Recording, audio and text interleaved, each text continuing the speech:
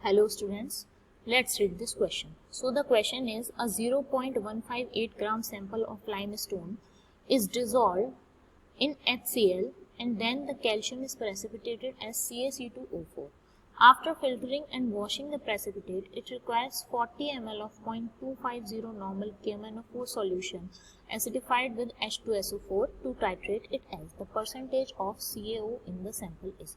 So basically इस question में क्या है कि हमें लाइमस्टोन का सैंपल लिया गया है जिसका वेट है 0.518 ग्राम. ओके, सो आप वी कैन से दैट हम कह सकते हैं ऐसा कि ये वेट हमें गिवन है CaO के लिए और इसको डिसॉल्व किया जाता है HCl में. उसके बाद इसको कैल्शियम को प्रेसिपिटेट किया जाता है इस फॉर्म में CaC2O4 के फॉर्म में. आफ्टर दैट हम इसको फिल्टर करते हैं, वॉश करते हैं प्रेसिपिटेट को और ये सब करने के लिए हमें ज़रूरत है 40 ml 0.250 नॉर्मल KMnO4 सॉल्यूशन जिसको एसिडिफाई किया गया है H2SO4 के साथ फॉर टाइट्रेट. ओके, फाइनली हमें क्या करना है कि सैंपल में परसेंटेज ऑफ CaO को काउंट करना है. फर्स्ट ऑफ ऑल इसमें की कॉन्सेप्ट जो है वो है आपका इक्विवेलेंट कॉन्सेप्ट, ओके, और milli equivalent concept. So the key concept is actually the equivalent concept. Okay, now here we have to calculate the percentage of CaO. Now if we see the reaction, in this reaction C2O4 minus 2 is converted into CO2. Okay, C2O4 minus 2 change into CO2 and the oxidation state of C here is plus 3 and here plus 4. So we can say that change in oxidation state is plus 1 and for 1 it is plus 1, so for 2 it's 2.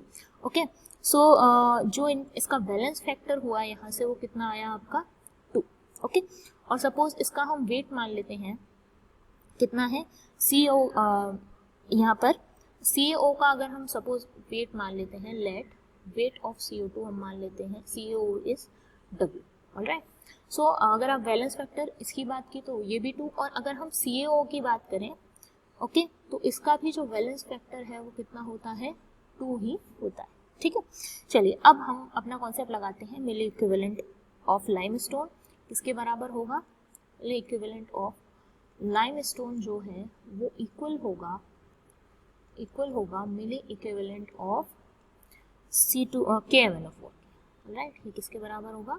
KMnO4 के. Okay, तो finally यहाँ पर हमें already given है volume KMnO4 का कितना है 40 ml है और नॉर्मेलिटी हमें गिवन है which is 0.25. Okay, and for CaO हम जानते हैं वेट हमें पता नहीं है तो वेट अपॉन 56 जो है इसका मॉलिक्यूलर वेट होता है. तो मॉलिक्यूलर वेट की अगर हम बात करें तो CaO का कितना होता है 56 होता है.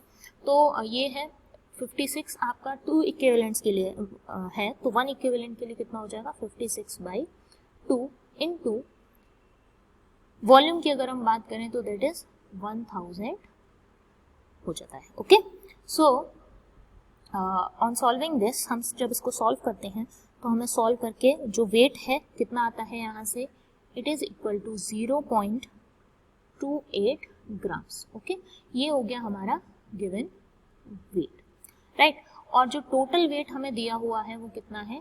टोटल वेट हमें दिया हुआ है 0.518 ग्राम. तो जब हम परसेंटेज निकालेंगे तो परसेंटेज के लिए सिंपली हम क्या करेंगे, परसेंटेज ऑफ CaO हमको निकालना है तो क्या होगा, सिंपली इट इज 0 या और we can say that total given weight upon total weight और calculated weight upon total weight into 100 and is equals to 0.28 upon 0.518 into 100 which is comes out to 54%.